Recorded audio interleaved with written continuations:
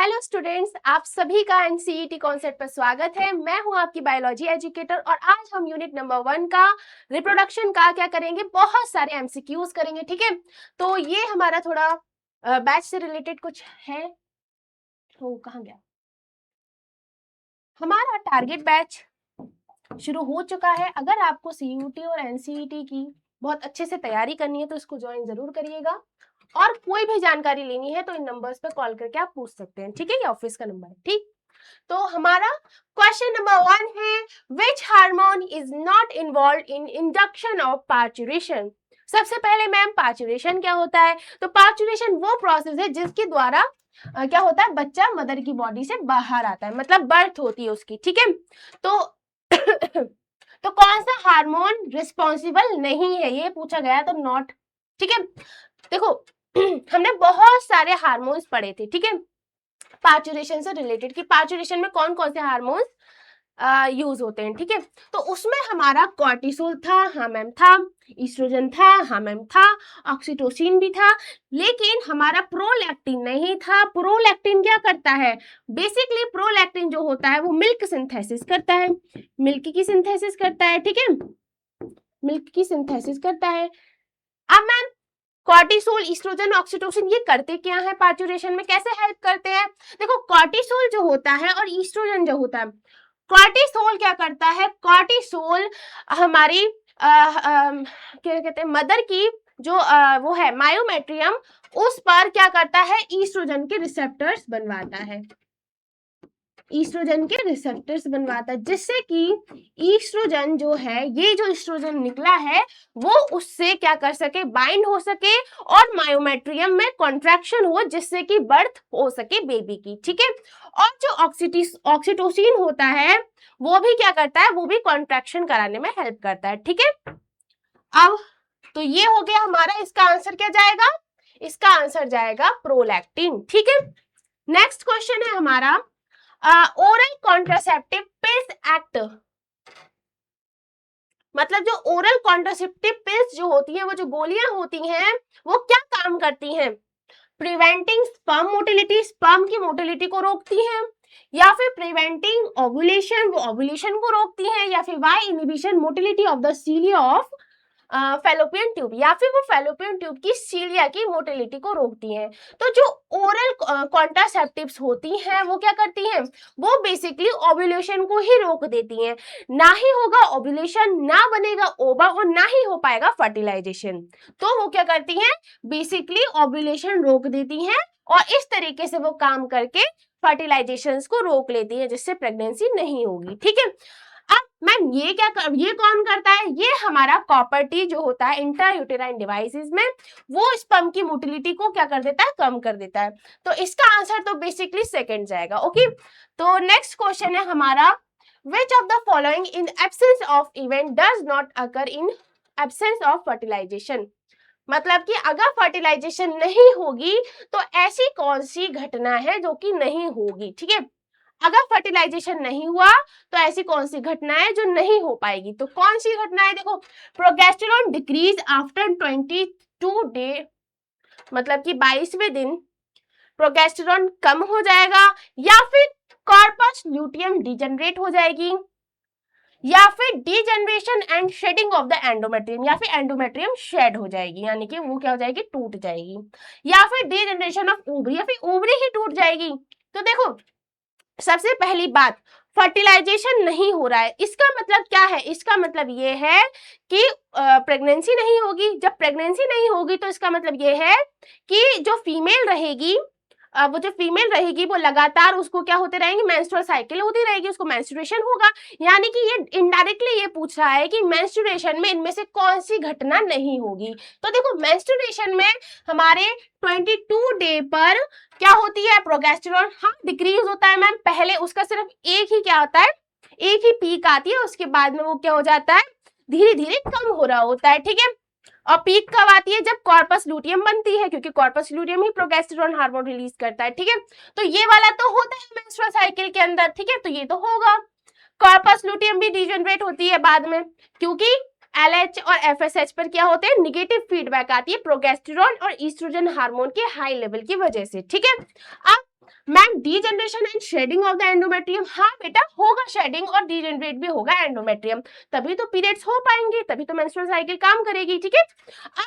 अब degeneration of ovary, ये तो कभी कहीं नहीं होता मेंस्ट्रुअल साइकिल में, आपने देखा है कि ओवरी क्या डीजनरेट हो रही है, ऐसा कुछ नहीं होता है, तो इसका मतलब यही हमारा क्या होगा, आंसर हो जाएगा, ठीक है।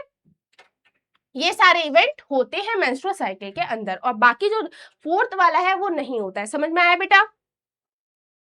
नेक्स्ट क्वेश्चन है हमारा, the male sex accessory ducts include, जो मेल सेक्स एक्सेसरी डक्ट जो होती है उसमें क्या क्या होता है, देखिए। अब रेटिटेस्टिस, हाँ मैम रेटिटेस्टिस होता है, वासा डिफरेंशिया भी होता है, एपिडिडाइमिस भी होता है, लेकिन मैम बल्बो इरिथ्रोइड ग्लैंड या प्रोस्टेट ग्लैंड नहीं होती है, ये तो हमारी ग्लैंड है ना कि एक डक्ट, तो ये हमारा नहीं होगा आंसर, ठीक है। अब सेकेंड है वासा डिफरेंशिया, एपिडिडाइमिस होगा, लेकिन मैम सेमिनल वेसिकल नहीं होगा, तो ये भी नहीं होगा आंसर हमारा। वास डिफरेंस, रेटिटेस्टिस, वासा डिफरेंशिया और एपिडिडाइमिस, हाँ ये चारों होते हैं हमारे मेल सेक्स एक्सेसरी डक्ट्स के अंदर, तो ये हमारा आंसर क्या हो जाएगा, थर्ड वन। फोर्थ क्या कह रहा है कि epididymis seminal vesicle, ma'am seminal vesicle नहीं होता है, तो ये भी नहीं होगा, तो हमारा आंसर क्या जाएगा, हमारा आंसर आएगा ऑप्शन नंबर 3, ठीक है। तो हम इसको रेज कर लेते हैं, ठीक है, ठीक है। तो अब नेक्स्ट क्वेश्चन है, आप भी पॉज करके सॉल्व करते रहिएगा, ठीक है, मतलब आंसर निकालते रहिए। द इनकरेक्ट स्टेटमेंट हमको चूज करना है, सबसे पहले इनकरेक्ट पूछा है, मार्क कर लो कि इनकरेक्ट पूछा है, कहीं हम भूल ना जाए, ठीक है। अब HCG, HPL and relaxin are produced in women only during pregnancy, हाँ भाई ये बात सही है, लेकिन हमसे पूछा है इनकरेक्ट बात, ठीक है, तो ये हमारा आंसर नहीं होगा, बात सही है लेकिन आंसर नहीं होगा। Blastocyst is embedded in the endometrium of uterus and it lead to the pregnancy, हाँ मैम ये वाली बात भी सही है, ऐसा तो होता है, ठीक है, लेकिन हमारा आंसर ये नहीं होगा, हमसे इनकरेक्ट पूछा है। First sign of growing fetus may be noticed while listening to the heart sound carefully through the stethoscope, हाँ फर्स्ट साइन क्या होता है कि प्रेगनेंसी है, अच्छे से बेबी ग्रो कर रहा है नहीं कर रहा है, तो पहला साइन क्या होता है, हम उसकी हार्ट साउंड सुनते हैं फर्स्ट ट्राइमेस्टर में, ठीक है, फर्स्ट मंथ में एक्चुअली, हाँ तो ये भी करेक्ट है, बट हमारा आंसर नहीं होगा। अब फोर्थ वन ये कह रहा है the first movement of foetus and appearance of hair on head are observe during 6 month, ये बिल्कुल इनकरेक्ट है, क्यों, क्योंकि 5th मंथ के अंदर बेबी का सर पर बाल आ जाते हैं और साथ ही साथ में उसका फर्स्ट मूवमेंट सिर्फ और सिर्फ 5th मंथ में दिखाया जाता है, ना कि 6th मंथ में, तो हमारा आंसर क्या आ जाएगा, फोर्थ आ जाएगा, क्योंकि हमसे इनकरेक्ट ही पूछा था, ठीक है। नेक्स्ट है हमारा तो ये हमको डायग्राम दे रखा है, डायग्राम से रिलेटेड क्वेश्चन पूछा गया है, ठीक है। फर्स्ट क्वेश्चन है हमारा कि ABCD को, मतलब 6 क्वेश्चन है कि ABCD को हमें क्या करना है, उसकी लेबलिंग करनी है। तो देखो स्पर्मेटोगोनिया, यहाँ लिखा है स्पर्मेटोगोनिया, ये दिख रहा होगा, नहीं दिख रहा है, स्पर्मेटोगोनिया, इसने बोला है स्पर्मेटोगोनिया से हमारे प्राइमरी स्पर्मेटोसाइट बन रहा है, प्राइमरी स्पर्मेटोसाइट बनना है, ए की वजह से, बी की वजह से सेकेंडरी स्पर्मेटोसाइट बनना है, और सी की वजह से स्पर्मेटिड्स बन रहे हैं, स्पर्मेटिड्स बन रहे हैं, और बाद में क्या बन रहा है, स्पर्मेटोजुआ बन रहा है, ठीक है, स्पर्मेटोजुआ, और ब्रैकेट में डी पूछा है, तो ये क्या है, ए क्या है, बी क्या है, सी क्या है और डी क्या है, इसने हमसे ये पूछा है। तो सबसे पहली बात, स्पर्मेटोगोनिया से जब प्राइमरी स्पर्मेटोसाइट बनते हैं तो किस वजह से बनते हैं, वो बनते हैं माइटोटिक डिफरेंशिएशन की वजह से, ठीक है। तो पहला जो हमारा ए होगा वो होगा माइटोटिक डिफरेंशिएशन, तो फर्स्ट है हमारा first mitotic division, second meiotic division, तो ये तो बिल्कुल नहीं होगा ए। डिफरेंशिएशन, हाँ ये हो सकता है, माइटोसिस डिफरेंशिएशन, हाँ ये हो सकता है, ये तो नहीं होगा, माइटोसिस नहीं होती है, मियोसिस नहीं होती है, माइटोसिस होती है, वो भी माइटोसिस डिफरेंशिएशन होता है, ठीक है। तो ऑप्शन नंबर 3 और ऑप्शन नंबर 4 में से कुछ भी हो सकता है, ठीक है। अब हम देखेंगे सेकंड क्या है, सेकंड क्या है, प्राइमरी स्पर्मेटोसाइट से जब सेकेंडरी स्पर्मेटोसाइट बनता है तब हमारा पहली मियोसिस होती है, तो फर्स्ट मियोसिस होती है जिस वजह से हमारी दो सेल्स बनती हैं सेकेंडरी स्पर्मेटोसाइट की, ठीक है। तो क्या होगा हमारा फर्स्ट मियोटिक डिवीजन होगी, यहाँ पे सेकेंड मियोटिक डिवीजन लिखा है तो ये हमारा इनकरेक्ट हो जाएगा, तो ऑप्शन नंबर 4 हमारा करेक्ट हो जाएगा। फर्स्ट मियोटिक डिवीजन होती है। और सी क्या है, सेकेंडरी स्पर्मेटोसाइट से हमारे स्पर्मेटिड्स बनते हैं with the help of second meiotic division, ठीक है, सेकेंड मियोटिक डिवीजन। तो सी हमारा ये रहा। और डी क्या पूछ लिया गया है इसमें, स्पर्मेटोजोआ के प्लॉइडी कितनी है ये पूछा गया है, ठीक है। अब स्पर्मेटोजोआ की प्लॉइडी कितनी होती है हम जानते हैं मैम, हैप्लॉइड होता है वो, तो यानी कि उसके अंदर एन होगा, एन यानी कि 23 क्रोमोसोम प्रेजेंट होंगे, ठीक है। तो हमारा आंसर क्या आ जाएगा, आंसर नंबर हमारा आ जाएगा 4, ठीक है। क्लियर है ये?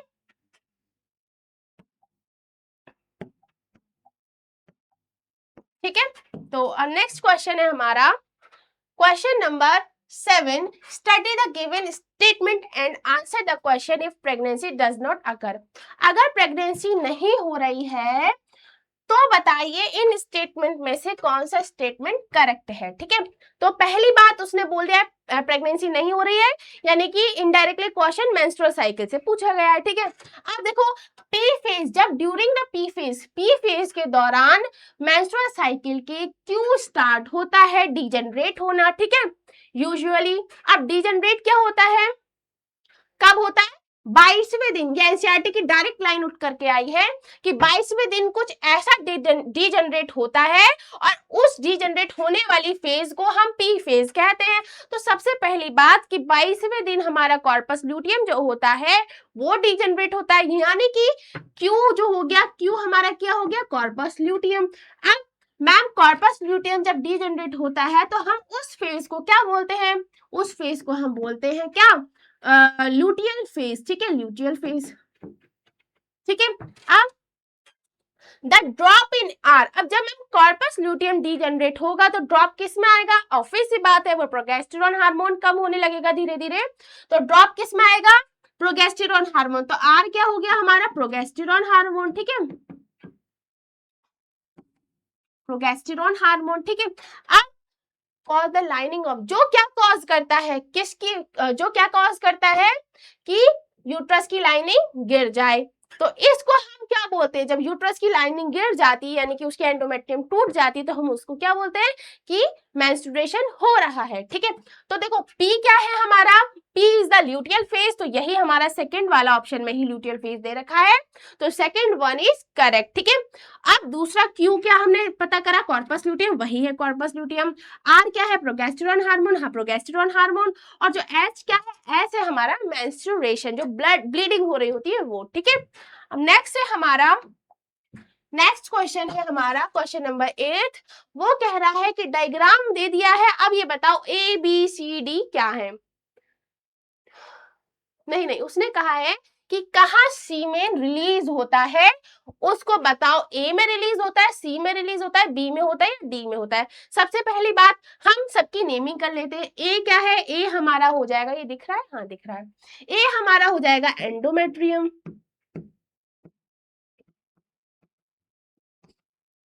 सी क्या हो जाएगा, सी हो जाएगा सर्विक्स, ठीक है। बी क्या हो जाएगा, बी हो जाएगा एम्प्यूला। और ये जो हमारा डी रीजन दिखाई दे रहा है वो क्या हो जाएगी, वो हो जाएगी वेजाइना। अब मैम वेजाइना के अंदर ही सीमेन जाता है, यानी कि वो उसने किस बारे में बात की है, वो उसने डी के बारे में बात की है, तो हमारा कौन सा आंसर जाएगा, आंसर नंबर 4, ठीक है। समझ में आया। अब नेक्स्ट है हमारा the placenta is formed from the, placenta किससे बनता है, किससे बनता है हमारा प्लेसेंटा, ऑफ एम्ब्रियो। एम्ब्रियो के किस भाग से हमारा प्लेसेंटा बनता है, तो एम्ब्रियो का जो भाग होता है जिससे हमारी प्लेसेंटा बनती है वो होता है हमारा, क्या होता है, कोरियोनिक ब्लाई, ठीक है, या फिर कोरियोन, कोरियोन होता है, ठीक है। जो मदर का पार्ट होता है प्लेसेंटा के अंदर वो होती है एंडोमेट्रियम, तो आंसर क्या जाएगा हमारा सेकंड, ठीक है। अब प्लेसेंटा जो होती है, प्लेसेंटा दो चीजों से मिलकर बनी होती है, फीटस के कोरियोन से और मदर की एंडोमेट्रियम से, ठीक है। समझ में आया। नेक्स्ट क्वेश्चन है हमारा, नेक्स्ट क्वेश्चन कह रहा है the dash is a sticky white और येलो फ्लूइड। डैश कुछ है जो स्टिकी है, थोड़ा व्हाइट और येलो कलर का फ्लूइड है, जो क्या सिक्रीट कर, जो कहाँ से सिक्रीट हो रहा है, ब्रेस्ट से सिक्रीट हो रहा है। यानी कि मैम मिल्क के अंदर जो येलो और व्हाइटिश कलर का कुछ फ्लूइड होता है उसकी बात कर रहे हैं। अब मैम उसका नाम थोड़ा हौले हौले मुझे याद आ रहा है, क्या है वो, कोलेस्ट्रॉम। ठीक है, तो क्या होगा इसका आंसर, कोलेस्ट्रॉम। ठीक है, जो बर्थ के बाद होता है, बेबी की बर्थ हो जाती है उसके बाद निकलता है with the help of prolactin hormone. ठीक है, अब which of the following is not a paired structure in male. अब मैम मेल में बहुत सारे पेयर्ड स्ट्रक्चर थे, इसने पूछा है कौन सा नहीं है। ठीक है, तो देखो urethra, vas deferens, epididymis, ejaculatory duct. ठीक है, अब मैम ये सब होती क्या है, हमने जब डायग्राम बनाया था मेल का, आई थिंक दे रखा होगा, मैं लेके भी आई हूँ किसी क्वेश्चन में, हाँ ये रहा। ठीक है, ये देखो ये डायग्राम दिखाई दे रहा होगा, हाँ दिखाई दे रहा है। ठीक है, इसमें ए जो है वो क्या है हमारी, ये है वास डिफरेंस। ठीक है, वास डिफरेंस। बी क्या है, सेमिनल वेसिकल। सी क्या दे रखा है, सी दे रखा है इसने प्रोस्टेट ग्लैंड, प्रोस्टेट ग्लैंड। और जो डी जिसकी नेमिंग लिख रखी है उसने, उसका नाम है कॉपर्स ग्लैंड, कॉपर्स ग्लैंड। ठीक है, अब मैम देखो क्वेश्चन ये बोला है वो वाला कि कौन सी पेयर में नहीं है, तो vas deferens, epididymis, urethra, ejaculatory duct. ठीक है, देखो इसमें देखो वास डिफरेंस एक ये है तो दूसरी वाली ये रही, तो मतलब वास डिफरेंस तो हमारा आंसर नहीं होगा क्योंकि वो पेयर में पाई जा रही है। ठीक, अब उसने दूसरा ऑप्शन दिया है हमें को इजैकुलेटरी डक्ट। अब मैम इजैकुलेटरी डक्ट, एपिडिडाइमिस दे रखा है, तो एपिडिडाइमिस यहाँ पे प्रेजेंट होती है यूट्रस उसके टेस्टिस के ऊपर, तो वो भी पेयर में पाई जा रही है। इजैकुलेटरी डक्ट क्या होता है मैम, वास डिफरेंस की ओपनिंग और साथ में सेमिनल वेसिकल की ओपनिंग एक कॉमन डक्ट बनाती है जिसको हम इजैकुलेटरी डक्ट बोलते हैं। सबसे पहले ये वास डिफरेंस और इजैकुलेटरी, वास डिफरेंस और सेमिनल वेसिकल की जो ओपनिंग मिला करके बनाती है, क्या बनाती है, दो इजैकुलेटरी डक्ट बनाती है जो आगे चल के कॉमन हो करके यूरिथ्रा बनाती है।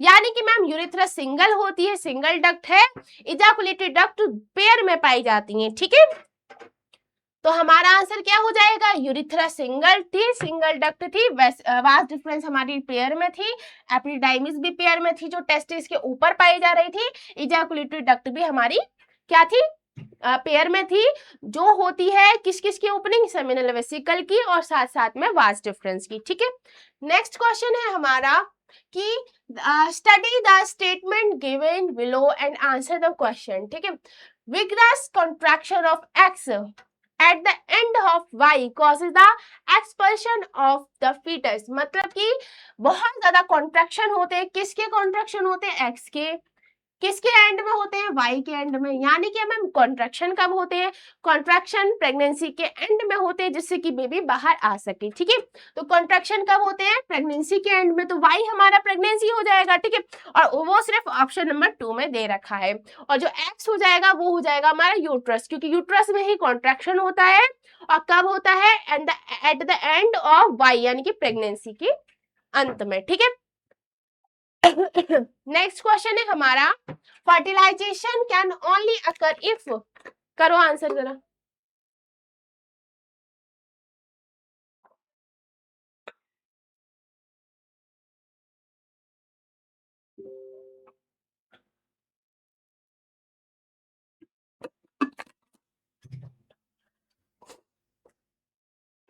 बताओ उसका आंसर। चलो, fertilisation can only occur, fertilisation कब हो सकती है, यदि स्पर्म रीच कर जाए, मतलब वो पहुंच जाए एम्प्यूला पर या फिर स्टमक जंक्शन पर। ठीक है, एम्प्यूला और स्टमक जंक्शन पर। ठीक है, बिफोर द ओवम, मतलब ओवम से पहले ही पहुंच जाए।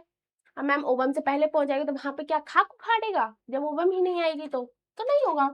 Ovum reaches to the ampullary, ampullary and stomach junction before sperm.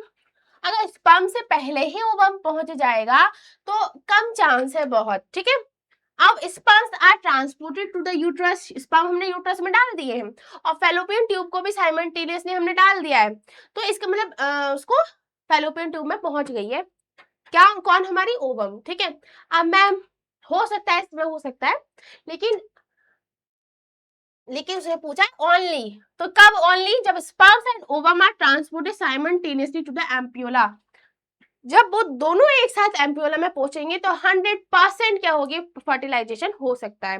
तो आंसर हमारा जो मोस्ट अप्रोप्रिएट आंसर होगा वो आंसर ऑप्शन नंबर 4 होगा। क्यों? क्योंकि जब दोनों बिल्कुल पास में तो 100% गारंटी के साथ फर्टिलाइजेशन हो सकती है, बाकी सब में चांसेस है कि हो जाए, बट ज्यादा चांसेस इसमें, मतलब इसमें तो 100% चांस है बल्कि, ठीक है।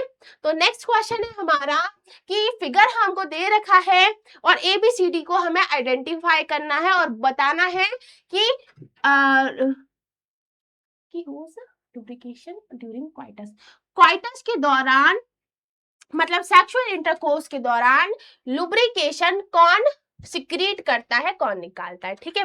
अब मैम डायग्राम हम देख लेते हैं। V क्या है, V है, दिख नहीं रहा होगा पेन, V क्या है, V है यूरेथ्रा, C क्या है, ये है हमारी प्रोस्टेट ग्लैंड, ये जो है ये है कॉपर्स ग्लैंड, और ये है सेमिनल वेसिकल, ठीक है, और ये क्या था, यूरेथ्रा। अब आप ही बताएं कि कौन सा लुब्रिकेशन सिक्रीट करेगा।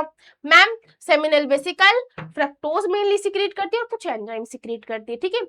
प्रोस्टेट ग्लैंड कैल्शियम सिक्रीट करती है, कुछ एंजाइम सिक्रीट करती है, लेकिन जो कॉपर्स ग्लैंड होती है वो म्यूकस सिक्रीट करती है, और म्यूकस हमारा एक लुब्रिकेंट है, मतलब कि वो लुब्रिकेशन करता है, ठीक है, लुब्रिकेशन करता है, ठीक है।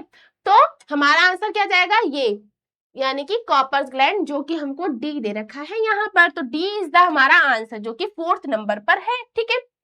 अब नेक्स्ट क्वेश्चन हम देखते हैं कि नेक्स्ट क्वेश्चन बोल रहा है कि ABCD की नेमिंग करो, जो हम पहले ही कर चुके हैं, तो देख लेते हैं। ए हमारा क्या है, वास्ट डिफरेंस, तो ए वास्ट डिफरेंस, यानी कि इन दोनों में से कुछ हो सकता है आंसर। अब बी क्या है, seminal vesicle, B seminal vesicle, ठीक है। सी क्या है, प्रोस्टेट ग्लैंड, तो हमारा क्या आ गया, 3rd ऑप्शन इज करेक्ट, ठीक है, समझ में आया। सी प्रोस्टेट ग्लैंड, डी वल्वोयूरेथ्रल ग्लैंड, या फिर हम इसको कॉपर्स ग्लैंड के नाम से भी जानते हैं, तो हमारा आंसर आ गया। नेक्स्ट है हमारा question, given below is the diagrammatic sectional view of seminiferous tubules with their parts. Mark A, B, C, D. Select the option which shows the correct identification of structure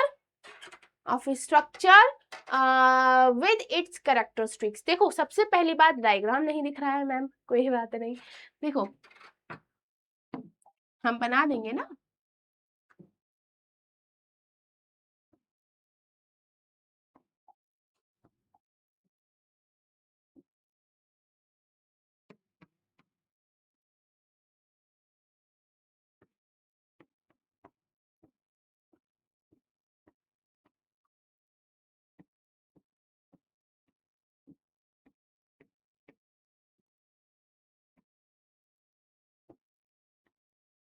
ठीक है, अब है ए जो है इसमें, ए जो है वो ये है, ठीक है। बी जो है वो आई थिंक ये है, मुझे भी सही से क्लियर नहीं दिख रहा है, और सी जो है वो ये है, ठीक है, और मे बी डी भी दे रखा है। डी अब क्या हो सकता है इसमें,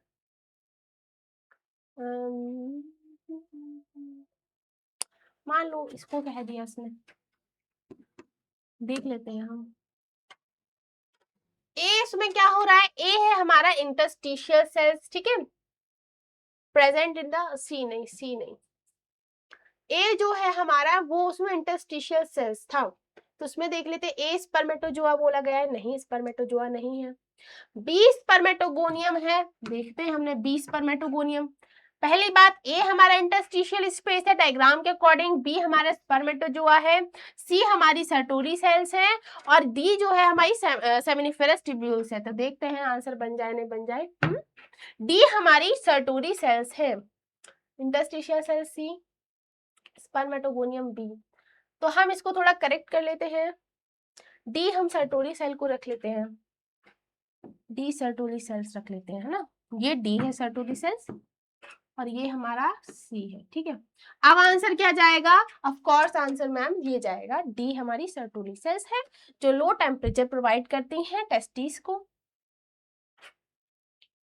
जो नरिशमेंट प्रोवाइड करती हैं स्पर्म्स को, ठीक है। ये इनकरेक्ट है, ठीक है। तो ये क्या करती है, नरिशमेंट देती है, न्यूट्रिशन प्रोवाइड करती है, ठीक है। तो कुछ थोड़ा डायग्राम की वजह से कंफ्यूजन हो रही है, कोई दिक्कत नहीं है, हमें नेमिंग तो पता है, सबके फंक्शन भी पता है, ठीक है। नेक्स्ट क्वेश्चन है हमारा कि हाँ, फिगर हमको दे रखा है, वही दे रखा है फिगर, सेमिनिफेरस ट्यूब्यूल का सेक्शन दे रखा है, ठीक है। बी जो है कैरेक्टर्स बताए गए हैं, सी उसकी लोकेशन है और ए जो है वो हमारा फिगर है, ठीक है। फिगर, पहली बात ए जो है फिगर जो हमारा है वो हमको पता है ये सेमिनिफेरस ट्यूब्यूल का फिगर है। तो ये वाला ऑप्शन जो है, देखिए ऑप्शन कैसे बनाए हैं, ऑप्शन है ये, एक ऑप्शन ये रहा, ऑप्शन एक ये रहा, फर्स्ट ऑप्शन ये रहा, सेकंड थर्ड ऑप्शन ये रहा, सेकंड ऑप्शन ये रहा, देखो फर्स्ट ऑप्शन ये रहा, सेकंड ऑप्शन ये रहा, थर्ड ऑप्शन ये रहा, फोर्थ ऑप्शन ये रहा, ठीक है। अब पहली बात ए जो है हमारा, ए जो है फिगर पूछा गया कि फिगर किसका है, तो हम जानते हैं सेमिनिफेरस ट्यूब्यूल का है, जो कि हमें नहीं दिख रहा है, कोई दिक्कत नहीं। तो सेमिनिफेरस ट्यूब्यूल सिर्फ इसी में है, तो आंसर हमारा सेकंड जाएगा। अब हम और भी देख लेते हैं, बी क्या है, बी पूछा गया उसके कैरेक्टर्स के बारे में, तो ये क्या काम करता है, ये स्पर्म की फॉर्मेशन करता है, ठीक। सी क्या दे रखा है, सी दे रखा है इसकी लोकेशन का है, मतलब ये कहाँ पे पाया जाता है, हम जानते हैं टेस्टिस के अंदर पाया जाता है, ठीक है। नेक्स्ट क्वेश्चन है, which of the following hormone या hormones is are release during pregnancy. Pregnancy के दौरान कौन से हार्मोन होते हैं जो रिलीज होते हैं, मैम HCG भी रिलीज होता है, HPL भी रिलीज होता है और हमारा रिलैक्सिन भी रिलीज होता है। तो इसका आंसर फोर्थ हो जाएगा, उपरोक्त सभी यानी कि ऑल ऑफ एबव। इन सब के फंक्शन तो आपको पता ही होंगे, ठीक है। ये कॉर्पस लूटियम को मेंटेन करता है, ये उसके लिए हेल्पफुल है, मिल्क सिंथेसिस के लिए। रिलैक्सिन क्या होता है, ये बॉडी को थोड़ा रिलैक्स करवाता है, ठीक है। ये हमको मेंस्ट्रुअल साइकिल का क्या दे रखा है, डायग्राम दे रखा है। अब क्वेश्चन ये पूछा जा रहा है, the figure given below shows the various events occurring during the menstrual cycle ABCD को हमको क्या करना है, लेबल करना है। तो देखो इसमें ए दे रखा है, ये सबसे ऊपर वाला, ये ऊपर वाला दे रखा है, ये दे रखा है ऊपर वाला ए, ठीक है। और हमको दे रखा है, और बी दे रखा है ये, हाँ बी दे रखा है पर्टिकुलर इस, ये जो हो रहा है यहाँ पर, ये जो कॉर्पस ल्यूटियम बनना है तो उसको हम क्या बोलते हैं, ये पूछा गया है, ना कि ये नीचे वाला हार्मोन। बी जो है थोड़ा ऊपर की साइड है, मेरे पेन की वजह से थोड़ा नीचे दिखाई दे रहा है, ठीक है। सी पूछा गया है ये वाली स्टेज का, डी पूछा गया है ये वाली स्टेज के बारे में, ई पूछा गया है ये वाली स्टेज, ठीक है। तो हमको इसके ये देखने हैं, उस हिसाब से हमें आंसर करना है ऑप्शंस को देख करके, ठीक है। तो फर्स्ट ऑप्शन बोल रहा है कि ए हमारा LH है, ए हमारा FSH है, सेकेंड ऑप्शन ये बोल रहा है। थर्ड ऑप्शन बोल रहा है ए ईस्ट्रोजन है, प्रोगेस्टेरोन। सबसे पहली बात मैम, ऊपर FSH और LH ही बनाए गए थे एनसीईआरटी के डायग्राम के अकॉर्डिंग, तो ये दोनों तो आंसर बिल्कुल नहीं होंगे हमारे। ये हो सकता है, ये हो सकता है। अब मैम इन दोनों में से कौन सा हो सकता है, हमको समझ नहीं आ रहा। हम भूल गए कि ऊपर क्या लिखा गया था, FSH लिखा था कि LH लिखा था। तो हम क्या करेंगे, बी को आइडेंटिफाई करेंगे। बी क्या प्रोसेस है, जब कॉर्पस लूटियम बनता है तो ovum release, secondary oocyte release होता है, जिसको हम बोलते हैं कि ओव्यूलेशन हो गया। तो बी हमारा ओव्यूलेशन हो गया, तो आंसर हमारा क्या गया, आंसर हमारा चला गया ए। सी क्या है? मैम इस दौरान जो सी होता है 1 से 5वें दिन तक क्या होता है? मेंस्ट्रुएशन यानी कि ब्लीडिंग हो रही होती है, ठीक है, तो उसको मेंस्ट्रुएशन हो गया, ठीक है। डी क्या है? डी हमारा प्रोलिफरेटिव फेज है। इस दौरान क्या होती है? इस दौरान जो हमारी एंडोमेट्रियम है वो धीरे धीरे बन रही होती है। अब मैम ई क्या है? Luteal phase. ल्यूटियल फेज में क्या होता है? कॉर्पस ल्यूटियम बनता है और साथ ही साथ में ये प्रोगेस्टेरॉन हार्मोन रिलीज करता है जो मेंटेन करता है एंडोमेट्रियम को, ठीक है। तो ये था हमारा, और ये जो 2 पीक्स बन रही हैं वो कौन है? और जो एक पीक बन रही है इसमें वो क्या है? वो कौन सा हार्मोन है? आपको कमेंट में बताना है, ठीक है। तो नेक्स्ट है हमारा क्वेश्चन मे भी दिख रहा है, हाँ दिख रहा है। गिवन डायग्राम, उसने बोला है कि पी क्यू आर एस हमको ये दे रखी है 3। पहला है पी,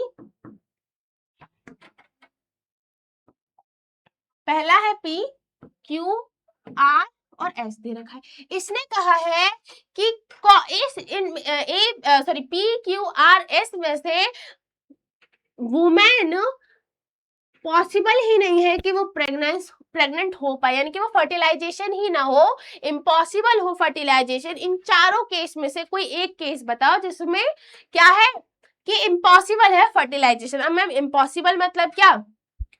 इम्पॉसिबल मतलब कि वो पहुंच ही ना पाए एम्पियोला तक, ठीक है, या फिर फर्टिलाइजेशन ही ना हो। कैसे नहीं होगी? जब वो पहुंच ना पाए, उसके बीच में क्या हो? बैरियर हो। अब मैम बैरियर कैसे हो सकता है? देखो यहाँ पे लिखा है पार्शियली ब्लॉकेज कर दिया जाए फैलोपियन ट्यूब के अंदर। पार्शियली कर दिया जाएगा तो चांसेस है कि जा सकता है ओवम, ठीक है, सेकेंडरी oocyte हमारा। कंप्लीट ब्लॉकेज कर देंगे, जब कंप्लीट ब्लॉकेज कर देंगे तो हाँ मैम नहीं पहुंच पाएगा। लेकिन इसने सिर्फ एक ही साइड फैलोपियन ट्यूब को कंप्लीटली ब्लॉकेज करा है, दूसरी साइड नहीं किया है, तो इसका मतलब दूसरी साइड से सेकेंडरी oocyte जा सकता है, तो फर्टिलाइजेशन हो सकती है, ठीक है। तो ना ये हो पाएगा पी, ना हमारा क्यू हो पाएगा। इसने बोला है कंप्लीट ब्लॉकेज कर दी है दोनों फैलोपियन ट्यूब में, तो हाँ इस केस में फर्टिलाइजेशन नहीं हो पाएगी। और इसने कहा कि मैम कंप्लीट ब्लॉकेज तो कर दिया, साथ साथ में उसको है ना काट करके चिपका भी दिया, यानी कि ये क्या कर दिया उसने? ट्यूबेक्टोमी कर दिया, तो मैम इसमें भी फर्टिलाइजेशन नहीं हो पाएगी। तो हमारा ऑप्शन जिसमें आर और एस दे रखा है वो करेक्ट होगा, यानी कि ऑप्शन नंबर 3 हमारा करेक्ट होगा, ठीक है। तो अब हम नेक्स्ट क्वेश्चन की तरफ बढ़ते हैं। तो हमारा नेक्स्ट क्वेश्चन है कि ये जो है उसमें हमें आइडेंटिफाई करना है टर्मिनल कॉन्ट्रासेप्शन, यानी कि परमानेंटली क्या हो सके फर्टिलाइजेशन ना हो, प्रेगनेंसी को बिल्कुल परमानेंट मेथड, कॉन्ट्रासेप्टिव मेथड में जो पढ़ते हैं परमानेंट मेथड, यानी कि बिल्कुल भी क्या हो सके बिल्कुल भी गर्भ धारण ना हो सके, प्रेगनेंसी ना हो सके। तो किस केस में नहीं होगी? अगर हमने मेल की क्या कर दिए? वेसेक्टोमी कर दें, तो बिल्कुल वो कहीं भी प्रेगनेंसी नहीं कर सकता, किसी भी महिला को प्रेग्नेंट नहीं कर सकता है, ठीक है। तो वो परमानेंट कॉन्ट्रासेप्टिव मेथड में आता है। तो किस केस में ऐसा हो रहा है मैम? ये तो इसमें तो नहीं, इससे तो नहीं हो पाएगा ना, इससे हो पाएगा, इसी केस में हो पाएगा जब हम इसको क्या कर दें? काट करके चिपका दें, ठीक है। तो स्पर्म तो बनेंगे बट लेकिन वो क्या होंगे? वास डिफरेंस के थ्रू, पेनिस के थ्रू नहीं निकल पाएंगे, ठीक है, क्योंकि बीच में रास्ता क्या है? बीच में रास्ता तोड़ दिया गया। तो फर्स्ट इसका आंसर होगा, ठीक है। नेक्स्ट है हमारा, नेक्स्ट है ये हमको कुछ दे रखा है, अभी मैं मिटा देती हूँ।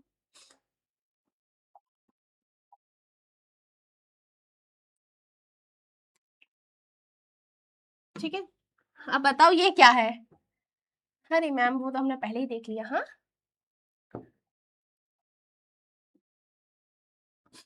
हाँ, तो ये क्या है? ये हम पहले ही देख चुके हैं मैम। तो ये हमारा कॉपर टी था, जो क्या करता है? सप्रेस करता है स्पर्म की मोटिलिटी को और फर्टिलाइजेशन कैपेसिटी को उसकी, ठीक है। क्यों मैम ये कॉपर जैसा क्यों दिखाई दे? आपने कैसे बताया? ये तो हार्मोनल आईयूडी भी हो सकता है। देखो उसमें थोड़ा देखोगे तो कॉपर की वायर दिखाई दे रही है, ठीक है, तो इससे हमें पहचान हो गई कि ये कॉपर टी है। अब असर्शन रीजन बेस्ड क्वेश्चन है कि a woman passes out HCG in the urine during pregnancy, मतलब प्रेगनेंसी के दौरान जो HCG होता है वो यूरिन के थ्रू निकलता है, जिस वजह से हम प्रेगनेंसी टेस्ट करते हैं, ठीक है। यही तो पिंक लाइन देता है, जो भी रेड लाइन होती है। Excess the hormones are excreted by kidney, ये किडनी के थ्रू बाहर निकलता है। Presence of HCG in the urine is the basis of pregnancy test, मतलब कि मैम हम एचसीजी को कैसे, मतलब मैम सबसे पहला क्वेश्चन हमें से पढ़ करके ये लग रहा है कि मैम यूरिन में कैसे आ गया हमारा एचसीजी। सबसे पहली बात देखो, एचसीजी प्लेसेंटा बनाता है, ठीक है। अब मैम हार्मोन है, ये ब्लड में जाएगा, ऑफ कोर्स ब्लड में जाएगा। अब ब्लड में जाएगा तो किडनी क्या करेगी, उसको प्यूरिफाई करेगी। जब प्यूरिफाई करेगी तो वो हार्मोन किस में जाएगा, यूरिन, किडनी में चला जाएगा, फिर यूरिन के थ्रू बाहर निकल जाएगा। तो ये ऐसा होता है, ठीक है। अब जब किडनी के थ्रू ये हार्मोन बाहर निकलता है यूरिन की फॉर्म में, यूरिन के अंदर प्रेजेंट होता है, तभी हम इसको प्रेगनेंसी टेस्ट करते हैं। हाँ मैम करते हैं। तो ये भी करेक्ट है, ये भी करेक्ट है, और रीजन भी सही दे रखा है, ठीक है।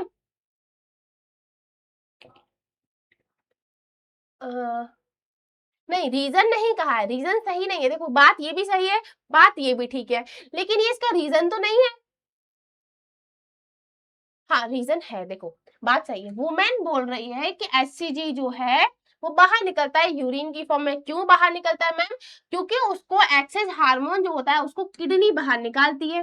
तो जब किडनी बाहर निकालेगी तभी ना यूरिन की फॉर्म में निकलेगा। तो ये रीजन बता रहा है, तो ये दोनों करेक्ट है और उसका रीजन भी करेक्ट एक्सप्लेन कर रहा है, ठीक है, और करेक्ट एक्सप्लेनेशन। तो फोर्थ वन इज करेक्ट हमारा ऑप्शन, ठीक है। नेक्स्ट है हमारा, नेक्स्ट है menstrual cycle stops during pregnancy, pregnancy के दौरान मेंस्ट्रुअल साइकिल स्टॉप हो जाती है। हाँ मैम हो जाती है।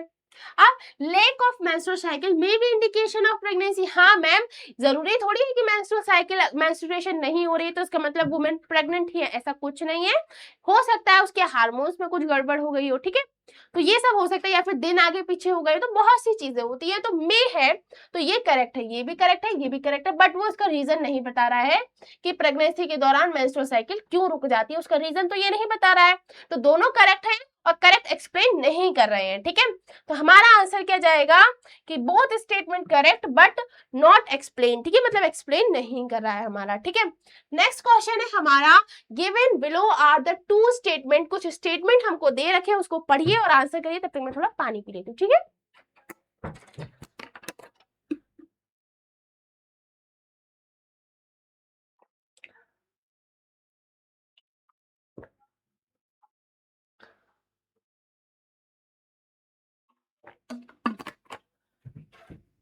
चलिए, तो हमारा स्टेटमेंट नंबर 1 ये बोल रहा है कि the placenta facilitate the supply of oxygen and nutrients to the embryo, हाँ मैम पहुंचाता है, खान पान देता है, उसका ख्याल रखता है एम्ब्रियो का। हाँ, रिमूवल ऑफ कार्बन डाइऑक्साइड, हाँ मैम उससे जो भी चीजें रहती हैं कार्बन डाइऑक्साइड वेस्ट वगैरह वो ले लेता है प्लेसेंटा। हाँ मैम यही तो उसका काम है, ठीक है, तो ये स्टेटमेंट करेक्ट है। सेकेंड स्टेटमेंट बोल रहा है कि placenta also act as the endocrine tissue, हाँ मैम वो कुछ हार्मोन भी तो रिलीज करता है, हम जानते हैं, ठीक है, तो हाँ ये वाली बात भी ठीक है। तो दोनों स्टेटमेंट क्या है, करेक्ट है। तो both statements 1 and 2 are correct, ठीक है, तो हमारा ऑप्शन नंबर 4 इज करेक्ट, ठीक है। अब नेक्स्ट है हमारा कि स्टेटमेंट नंबर 1 ये बोल रहा है government of India legalised MTP in 1971 with some strict condition to avoid its misuse, हाँ मैम 1971 में एमटीपी जो थी उसको लीगलाइज कर दिया था इंडियन गवर्नमेंट में, लेकिन उसने कुछ कहा था कि अगर इससे आपने सेक्स को डिटरमाइन किया कि मेल है कि फीमेल है फीटस का, तो वो बिल्कुल भी नहीं कर सकते आप, ठीक है, तो वो लीगल नहीं है। तो ये क्या है, ये स्टेटमेंट तो करेक्ट है, स्टेटमेंट ये वाला तो करेक्ट है, ठीक है। अब स्टेटमेंट 2 ये बोल रहा है कि MTP are considered the relatively safe during the first trimester, हाँ मैम फर्स्ट ट्राइमेस्टर में अगर हम एमटीपी कराते हैं तो वो रिलेटिवली सेफ रहता है, बाद में भी कर सकते हैं बट उसके चांसेस काफी ज्यादा रिस्की होते हैं, ठीक है। तो हमारे दोनों स्टेटमेंट करेक्ट हैं, तो हमारा ऑप्शन नंबर 4 हो जाएगा सही, क्योंकि हमारे दोनों स्टेटमेंट करेक्ट है। नेक्स्ट क्वेश्चन है हमारा कि given below are two statements, ये भी स्टेटमेंट वाइज क्वेश्चन है, in variant method ovum and sperm are prevented from physically meeting with the help of barriers, मतलब अगर हम बैरियर्स की वजह से हाँ, इसने बोला है बैरियर मेथड में हम क्या करते हैं, ओवम और स्पर्म का क्या करते हैं, दोनों को हम मिलने नहीं देते जिससे कि फर्टिलाइजेशन ना हो। तो हाँ, बैरियर मेथड में हम ऐसा करते हैं, तो ये स्टेटमेंट करेक्ट है। सेकेंड स्टेटमेंट ये बोल रहा है कि natural methods work on the principle of avoiding chances of ovum and sperm meeting. तो नेचुरल मेथड में भी हम यही करते हैं कि वो दोनों ना मिले, स्पर्म और ओवम। तो दोनों स्टेटमेंट करेक्ट हैं, ठीक है। तो हम लिखेंगे both the statement are correct. Option number 1 यहाँ लिखा हुआ है, ऑप्शन नंबर आगे लिखे हुए हैं, नहीं लिखे हुए हैं, नहीं लिखे हुए तो उसी में लिख देते हैं। ठीक है, दोनों क्या है, करेक्ट है, करेक्ट है बोथ, ठीक है, बोथ करेक्ट है। नेक्स्ट है हमारा, नेक्स्ट क्वेश्चन बोल रहा है द हार्ड आउटर, मतलब करेक्ट वन बताने, ठीक है।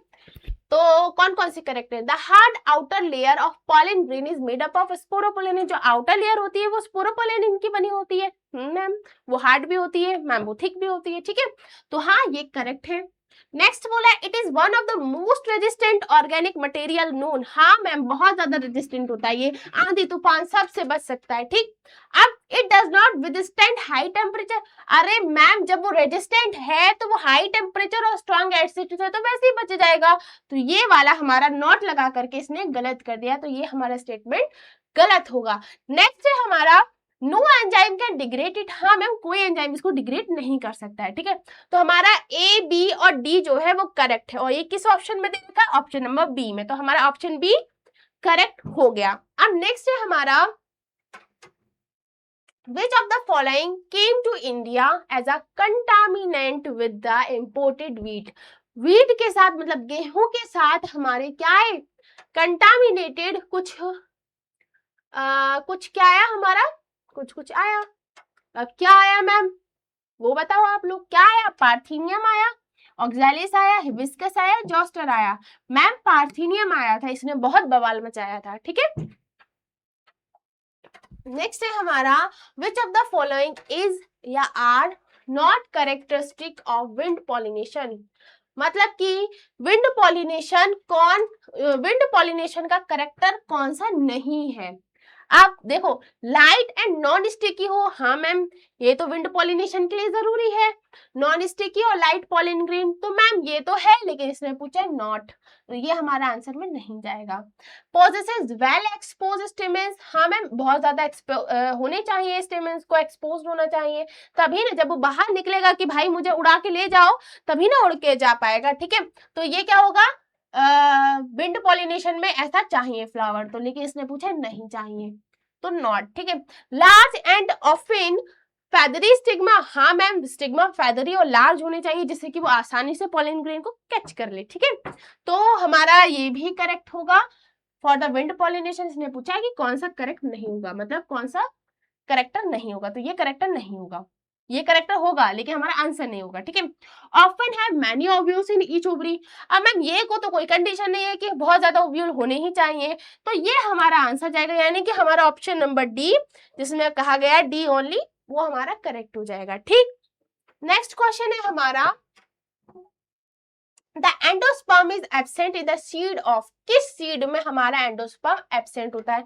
अब मैम एंडोस्पर्म देखो, एंडोस्पर्म दिख रहा है, एंडोस्पर्म प्रेजेंट होना, अगर एंडोस्पर्म प्रेजेंट है तो उसको हम बोलेंगे एंडोस्पर्मिक सीड, एंडोस्पर्मिक सीड, और उसको तब हम बोलेंगे क्या, वो किस में होता है, मैक्सिमम मोनोकॉट में होता है, लेकिन इसका एक एक्सेप्शन है, वो हम अभी लिखेंगे, रुको। अगर एंडोस्पर्म प्रेजेंट, एंडोस्पर्म एब्सेंट है, मतलब कि पूरे तरीके से खा लिया गया है एम्ब्रियो द्वारा, तो उसको हम बोलेंगे non endospermic seed, non endospermic seed, ठीक है। और ये मैक्सिमम डाइकॉट में होता है, लेकिन मैम इसका भी एक एक्सेप्शन है जो हमारे एनसीईआरटी में दे रखा है, ठीक है। तो इसका एक्सेप्शन क्या है, इसका एक्सेप्शन है हमारा ऑर्किड, और इसका एक्सेप्शन है हमारा क्या, कैस्टर, यानी कि कैस्टर भी एंडोस्पर्मिक शीट है, उसमें एंडोस्पर्म प्रेजेंट है, तो कैस्टर में एंडोस्पर्म प्रेजेंट है, लेकिन उसने पूछा एंडोस्पर्म एब्सेंट होना चाहिए, तो ये हमारा नहीं होगा। बीड हमारा मोनोकॉट है तो ये नहीं होगा। मेज हमारा मोनोकॉट है तो नहीं होगा, तो पी ऐसा है जो कि डाइकॉट है और उसमें एंडोस्पर्म एब्सेंट होगा। ठीक है, क्लियर। नेक्स्ट क्वेश्चन है हमारा कि wind pollination, water pollination, major insect pollinator, tallest flower, और ये लिस्ट 2 दे रखी है। ठीक है, विंड पॉलिनेशन किस में होता है मैम, हमने पढ़ा था, किस में होता है बताओ,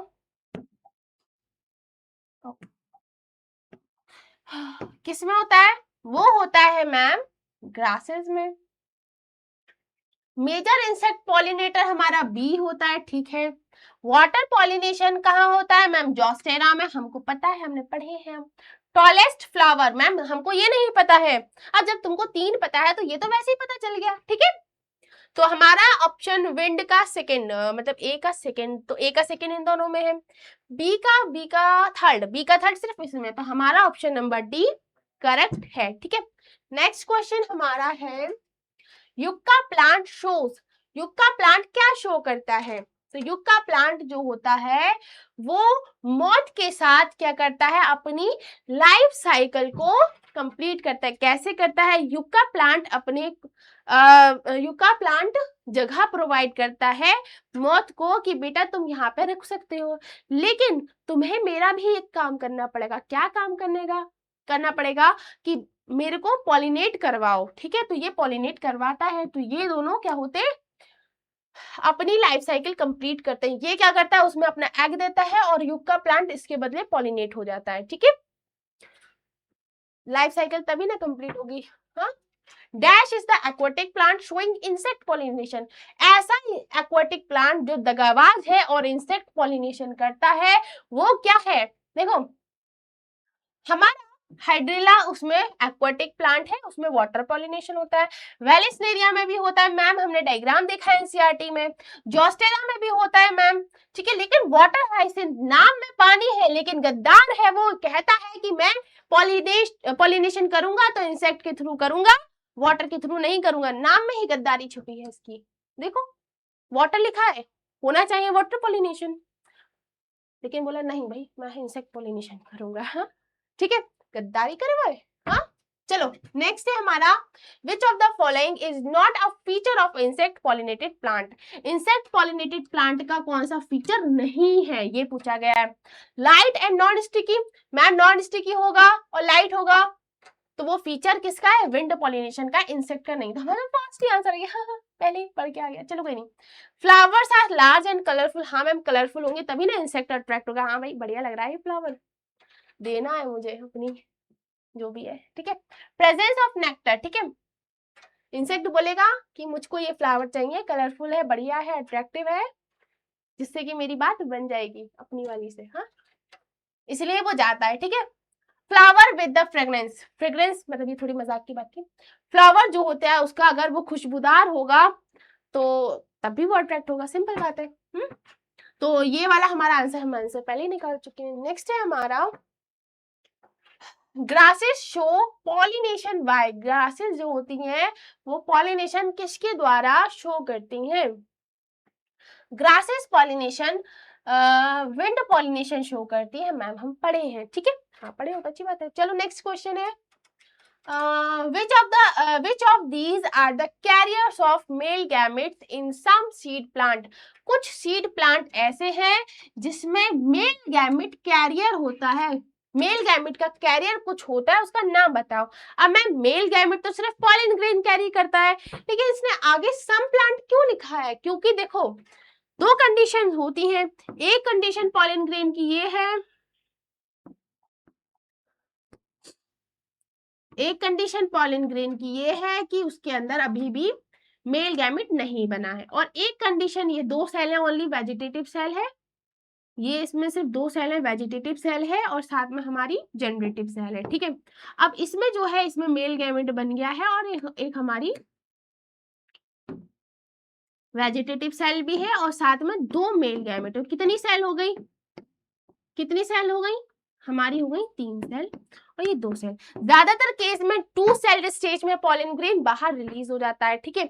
लेकिन लेकिन 3 सेल स्टेज में कुछ केसेस में होता है, इसलिए उसने पूछा सम केस ऐसे बताओ जिसमें मेल गैमेट कैरियर है पॉलन ग्रेन के, मतलब मेल गैमेट क्या है, पॉलन ग्रेन लिए बैठा है, ठीक है। तो वो किस केस में लिए बैठा है, इस केस में। और ये केस हमेशा ये केस जो है सिर्फ 40% एंजियोस्पर्म में पाया जाता है, यानी कि कम पाया जाता है, इसलिए सम लिखा गया है, ठीक है। आंसर तो हमें पहले ही पता है कि पॉलन ग्रेन के अंदर ही हमारा मेल गैमेट होगा, बट मैंने थोड़ा एक्स्ट्रा बात बता दी, ठीक है। नेक्स्ट है हमारा सेलेक्ट द एप्रोप्रिएट ऑप्शन, ठीक है। पोस्ट फर्टिलाइजेशन चेंजेस, मतलब फर्टिलाइजेशन के बाद में क्या क्या चेंजेस होते हैं एंजियोस्पर्म में, ठीक है। Inner integument of ovule develops into the tegmen, हाँ मैम, इनर इंटेगुमेंट टेगमेंट में कंप्लीट बदल जाता है, चेंज हो जाता है, हाँ मैम ये करेक्ट है। ओवरी वॉल पेरिकार्प में चेंज हो जाती है, हाँ मैम ये भी करेक्ट है। ओब्यूल फ्रूट में चेंज हो जाता है, हाँ मैम करेक्ट। नहीं बेटा ये करेक्ट नहीं है, ओब्यूल सीड बनता है ना कि फ्रूट। फ्रूट किससे बनता है, ओवरी से बनता है, इसलिए ये करेक्ट नहीं है। नेक्स्ट है हमारा D zygote form endosperm, ma'am zygote endosperm बनाता है। अरे मैम हमने इसके ऊपर एक पूरा बड़ा सा टॉपिक पढ़े हैं कि जाइगोट क्या बनाता है, एम्ब्रियो बनाता है ना कि एंडोस्पर्म, हम पूरा एम्ब्रियोनिक डेवलपमेंट पढ़े, ये नहीं होता है, ठीक है। नेक्स्ट है हमारा outer integument of ovule develop testa, वो टेस्टा बनाती है, हाँ मैम टेस्टा बनाती है। तो कितने ऑप्शन करेक्ट है हमारे स्टेटमेंट, ए बी और ई, ए बी ई और ई सिर्फ बी ऑप्शन में है, ठीक है। तो ये हमारा करेक्ट हो गया। अब नेक्स्ट है हमारा नेक्स्ट है हमारा 39 क्वेश्चन। फ्लावरिंग प्लांट में एग एपरेटस जो होता है वो किससे मिलकर बना होता है, ठीक है, कंसिस्ट। तो वो क्या होता है egg apparatus, ma'am egg apparatus क्या होता है, एग और उसके साथ की सहेलियां, एग प्लस उसकी सहेलियां। सहेलियां क्या होती हैं, जो उसके आसपास में बैठी हुई होती हैं, उसका नाम क्या था, सिनर्जिड्स। तो एक एग सेल होगी और 2 सिनर्जिड्स, तो 2 सिनर्जिड्स 1 सेंट्रल सेल, बिल्कुल इनकरेक्ट। 2 सिनर्जिड्स 1 एग सेल, बिल्कुल करेक्ट, ठीक है। तो ऑप्शन नंबर सी हमारा करेक्ट हो गया, एक एग सेल होगी 2 सिनर्जिड्स होंगी। नेक्स्ट है हमारा the hormone which acts on the uterine muscles and causes stronger uterine contraction, uterine contraction कौन कराता है, कौन सा हार्मोन कराता है, मैम ऑक्सीटोसिन कराता है, हाँ ठीक है, वेरी गुड। नेक्स्ट क्वेश्चन है हमारा कि इनकरेक्ट बताओ, सबसे पहले इनकरेक्ट मार्क कर लो। इन ह्यूमन मेल, हाँ ठीक है, टेस्टिस सिचुएटेड होते हैं बाहर एब्डोमिनल कैविटी में एक पाउच के अंदर जिसका नाम क्या होता है, स्क्रोटम होता है, हाँ मैम होता है, तो ये हमारा करेक्ट। प्राइमरी स्पर्मेटोसाइट माइटोसिस करके सेकेंडरी स्पर्मेटोसाइट बनाता है, नहीं मैम अभी तो पढ़े थे, वो मियोसिस करके सेकेंडरी स्पर्मेटोसाइट बनाता है, प्राइमरी oocyte बल्कि माइटोसिस करके बनता है, तो ये इनकरेक्ट हो जाएगा, ठीक है।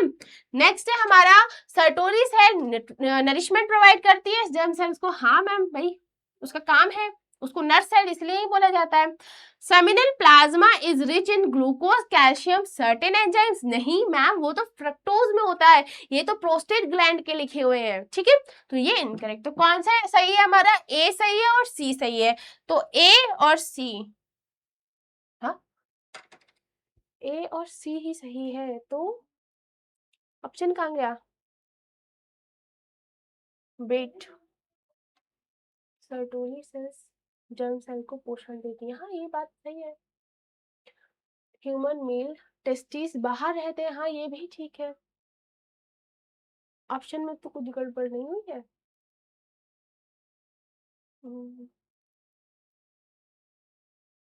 ऑप्शन में ही गड़बड़ हुई है कुछ, अरे हाँ उसने इनकरेक्ट पूछा है ना, तो बी और डी इनकरेक्ट, देखा मैं भी कंफ्यूज हो सकती हूँ, आप फिर कितना होगे, तो इसलिए बहुत ध्यान से करना, ठीक है। इनकरेक्ट पूछा है तो बी और डी हमारा इनकरेक्ट है, तो सी ऑप्शन हमारा सही गया, ठीक है। ओह माय गॉड इतनी ज्यादा कंफ्यूजन, ठीक है।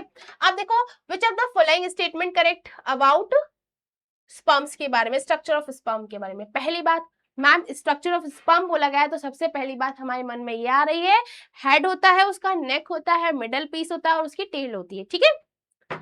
अब उसने बोला हेड होता है, थोरेक्स होता है, नेक होता है, टेल होता है। नहीं मैम, थोरेक्स नहीं होता है, मिडल पीस होता है। नेक रीजन जो होता है उसमें बहुत सारे माइटोकॉन्ड्रिया होते हैं। नहीं मैम, इतनी छोटी सी गर्दन के अंदर इतने सारे माइटोकॉन्ड्रिया नहीं आ पाएंगे। नहीं होता है, तो ये भी इनकरेक्ट है। ठीक है। अब mitochondria produce energy for the movement of tail. हाँ मैम, टेल को एनर्जी माइटोकॉन्ड्रिया ही देगा। वही एनर्जी स्टोर करता है। हाँ मैम, ठीक है, ये करेक्ट है। Tail facilitate sperm motility. Sperm की मोटिलिटी को कौन स्पर्म की मोटिलिटी टेल प्रोवाइड करता है, जो कि फर्टिलाइजेशन के लिए बहुत ज्यादा जरूरी है। हाँ मैम, भाई जरूरी है, तभी तो फर्टिलाइजेशन होगी। तो option number C and D हमारा करेक्ट है। तो स्टेटमेंट नंबर सी और डी करेक्ट है, तो ऑप्शन नंबर सी हमारा बिल्कुल सही जाएगा। ठीक है। नेक्स्ट क्वेश्चन है हमारा कि parturition is induced via complex neuro endocrine mechanism. Neuro endocrine mechanism complex बहुत सारी होती है, उसमें मैम बहुत सारे हार्मोन्स होते हैं, इसलिए वो कॉम्प्लेक्स होती है। हाँ, वही पार्चुरेशन। ठीक है। Which of the following hormone is not involve. इसमें कौन सा हार्मोन इन्वॉल्व नहीं होता है? ईस्ट्रोजन मैम होता है, हम पढ़े हैं।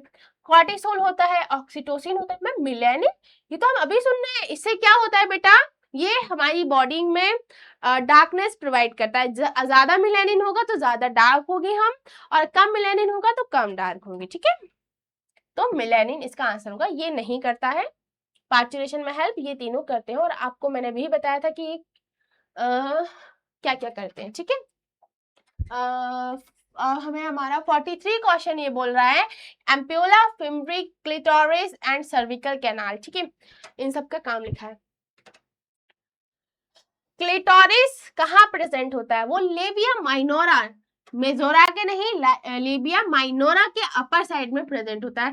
तो क्लिटोरिस का फर्स्ट जाएगा, सी का फर्स्ट। फिम्ब्री क्या करता है? Fimbriae helps in collection of ovary. ये फिम्ब्री जो होते हैं हाथ जैसे स्ट्रक्चर, उंगलियों जैसे स्ट्रक्चर, वो ओवम को कलेक्ट करते हैं। Ovum basically secondary oocyte. ठीक है, ज्यादा करेक्ट वे में कहे तो सेकेंडरी ओसाइट। ठीक। एम्पियोला क्या होती है? ऐसी जगह होती है जब फर्टिलाइजेशन होता है। सर्विकल कैनाल क्या होता है? सर्विकल कैनाल और वेजाइना की मिला करके हम उसको बर्थ कैनाल बोलते हैं। ठीक। तो हमारा ए का थर्ड, ए का थर्ड, ए का थर्ड सिर्फ बी ऑप्शन में है। ठीक है, तो हमारा बी ऑप्शन बिल्कुल करेक्ट हो जाएगा। नेक्स्ट है हमारा, नेक्स्ट है द ग्राफियन फॉलिकल रप्चर्स। अगर ग्राफियन फॉलिकल रप्चर हो गई, मतलब बर्बाद हो गई, फट गई, तो वो क्या रिलीज करती है? वो रिलीज करती है ओवम को। ठीक है, फ्रॉम द ओवरी। हाँ, ओवरी से। तो इस प्रोसेस को हम क्या कहते हैं मैम? बहुत सिंपल है, ओव्यूलेशन बोलते हैं। मेंस्ट्रुएशन जब ब्लीडिंग होती है, इम्प्लांटेशन जब हमारा ब्लास्टोसिस्ट एंडोमेट्रियम के साथ अटैच्ड होता है, तब हम उसको क्या बोलते हैं? इम्प्लांटेशन बोलते हैं। कॉपुलेशन इसको क्या बोलते हैं? जब सेक्सुअल इंटरकोर्स होता है उसको हम क्या बोलते हैं? कॉपुलेशन। ठीक है। नेक्स्ट है हमारा, ऐसे करो, मैं थोड़ा पानी पी लेती हूँ फिर से, है ना।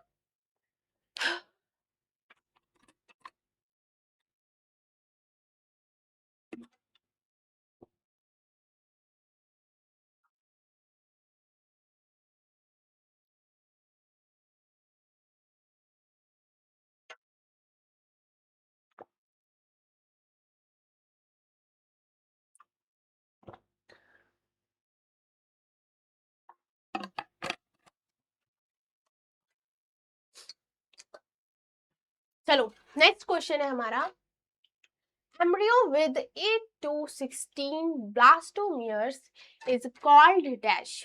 मतलब अगर एम्ब्रियो 8 से 16 ब्लास्टोमियर्स, ब्लास्टोमियर्स पहली बात सेल्स है, सेल्स को हम ब्लास्टोमियर बोलते हैं, एम्ब्रियो की सेल जब वो डिवाइड करती है। ठीक है, with the help of cleavage. ठीक है, अब उस स्टेज का नाम बताओ जिसमें 8 से 16 ब्लास्टोमियर्स प्रेजेंट होते हैं।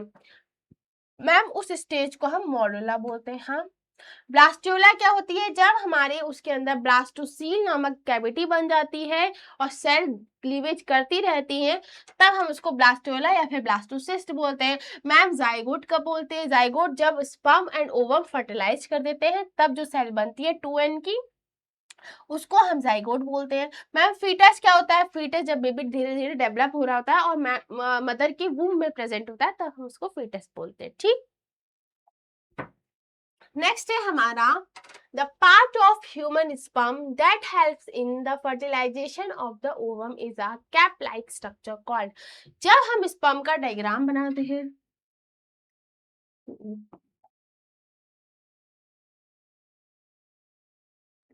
इसे थोड़ी देर के लिए स्पम मान लिया जाए प्लीज। ओ मैम टेल इतनी बड़ी, लो ठीक है। ये स्पम है मैम। ये जो कैप लाइक स्ट्रक्चर है उसको क्या नाम बोलते हैं? उसको हम बोलते हैं एक्ट्रोसोम, जो कि हमारा गोल्जी बॉडी का ही एक नया रूप होता है, ठीक है, जो गोल्जी बॉडी से ही डिराइव होता है, तो उसको बोलते हैं एक्ट्रोसोम। ये हेड है, ये मिडल पीस है, यहाँ पे ये छोटी सी नेक है, ये टेल है, ठीक है, ठीक है, समझ में आया है सारा स्ट्रक्चर। नेक्स्ट है हमारा layer surrounding the ovum from outside to inside are. जो लेयर्स बनती हैं ओवम की आउटसाइड से इनसाइड, उन सबका नाम क्या है? सबसे पहली बात मैम, ओवम है हमारा, उसके ऊपर हमने एक पढ़ी थी, ठीक है, और ये हमारी कोरोना रेडिएटा, मतलब मान लीजिए सबसे बाहरी जो होती है वो कोरोना रेडिएटा होती है, तो सी सबसे पहले आएगा, ठीक है, जो कि 2 ऑप्शन में दे रखा है हमें। फिर उसके बाद में आएगा जोना पेल्यूसिडा, जो कि हमको दे रखा है ए में, ठीक है, मतलब सी आंसर हो जाएगा हमारा। सबसे पहले आता है कोरोना रेडिएटा, देन आता है हमारा जोना पेल्यूसिडा, फिर आती है विटेलाइन मेम्ब्रेन, ठीक है, तो ऑप्शन नंबर सी हमारा करेक्ट हो जाएगा, ठीक है। अब नेक्स्ट है हमारा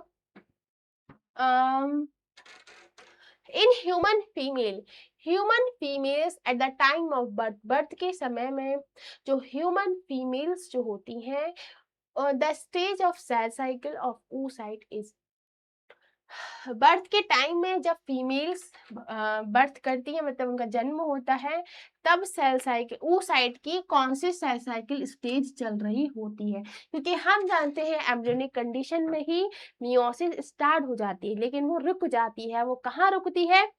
सबसे पहले लड़की को किसने पकड़ा था? सबसे पहले उसके पापा ने कहा था कि बेटा कहाँ जा रही है, तो पापा यानी कि प्रोफेज, और पहले मियोसिस कर रही थी तो प्रोफेज 1, तो क्या होगा आंसर? प्रोफेज 1। दूसरी बार में कौन पकड़ता है? मेटाफेज, मम्मी, मेटाफेज, ठीक है, दूसरी मियोसिस में, ठीक है, एट द प्यूबर्टी।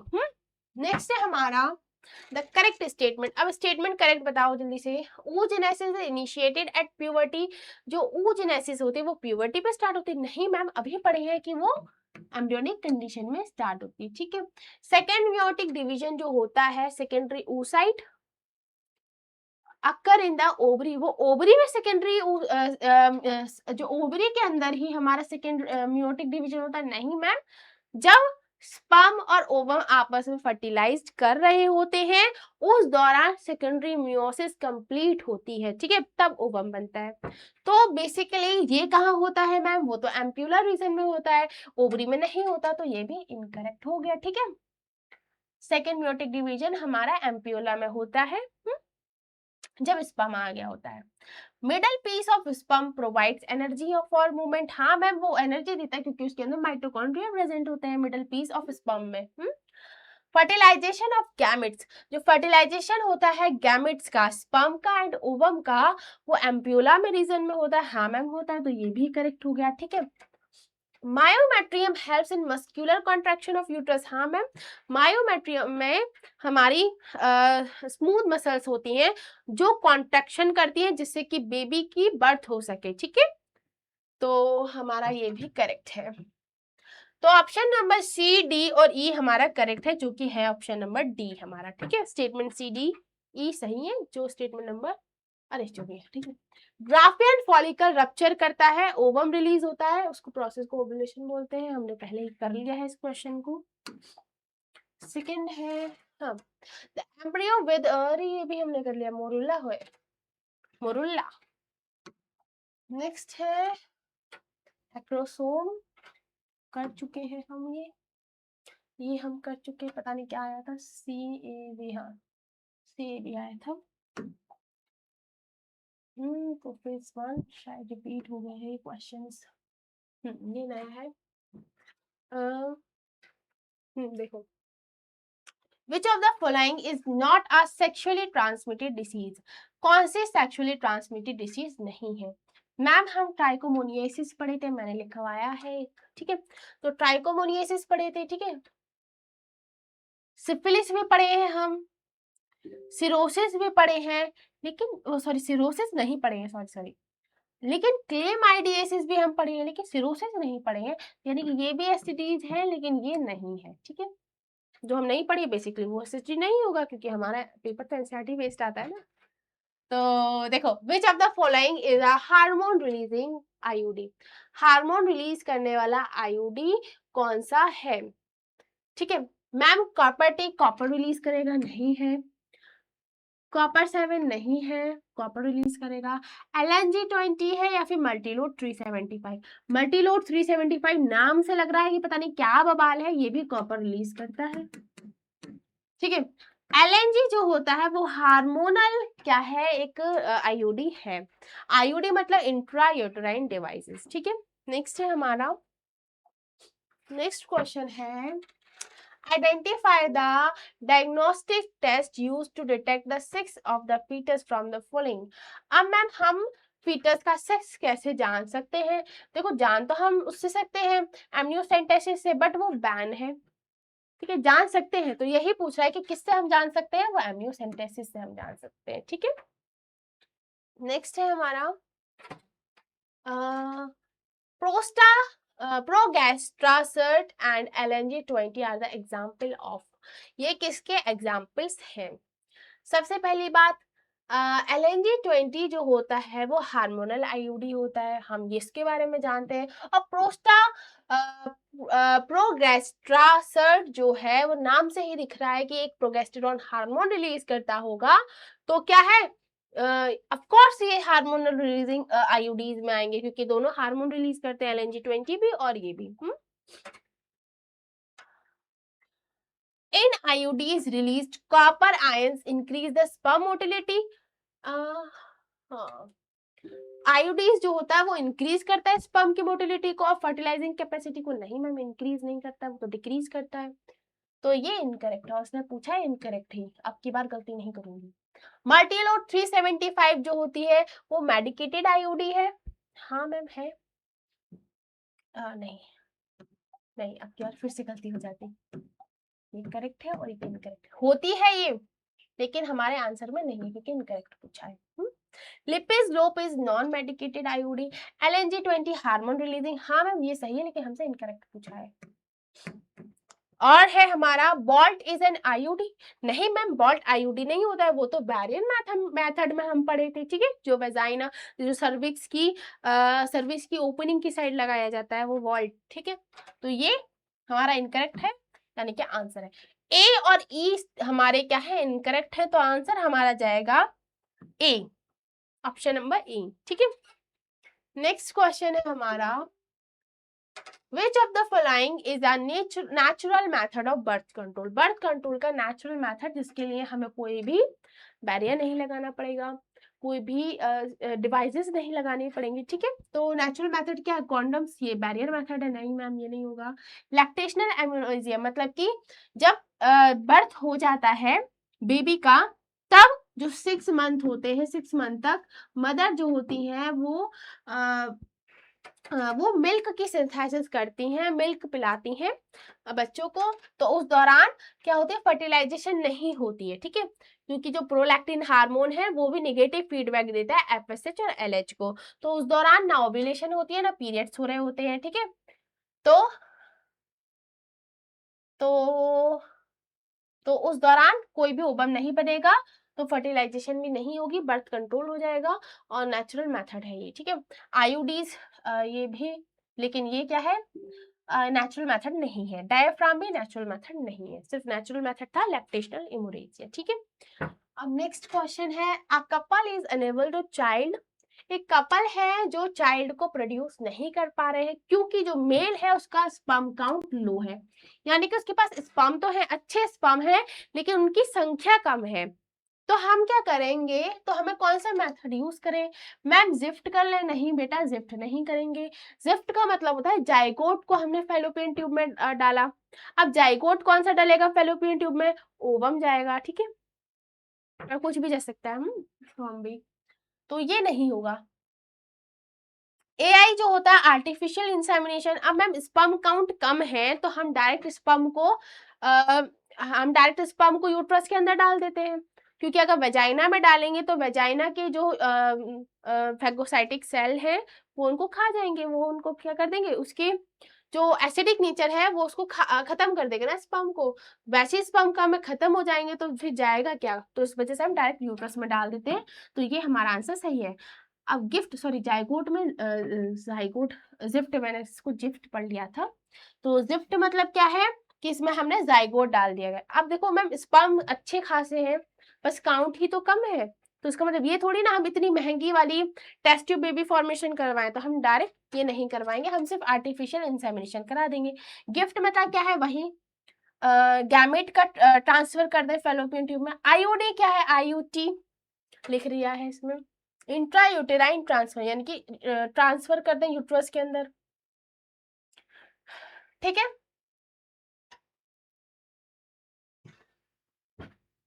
नेक्स्ट है हमारा, नेक्स्ट नहीं लास्ट है ये हमारा, sex determination. Sex determination, amniocentesis, withdrawal method, coitus interruptus, barrier method, vault, and then हमारी एक डिसीज सिफिलिस, ठीक है।